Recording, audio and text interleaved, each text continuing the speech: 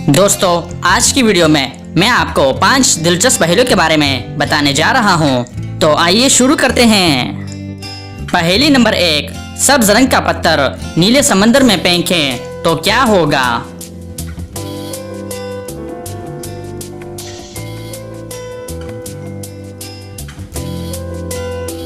इसका सही जवाब है पत्थर डूब जाएगा।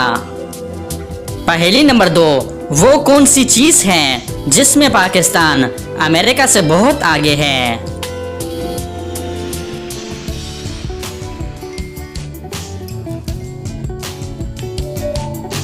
सही जवाब है वक्त, जिसमें पाकिस्तान 10 घंटे आगे है। पहेली नंबर 3। वो कौन सा परिंदा है जो उल्टी तरफ भी उड़ सकता है?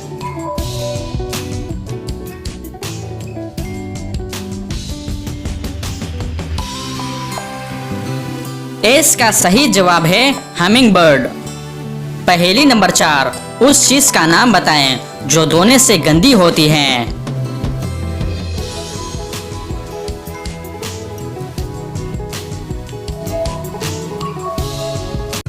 सही जवाब है पानी। पहेली नंबर 5। वो कौन सी जगह है जहां अमीर और गरीब दोनों कटोरा लिए खड़े होते हैं?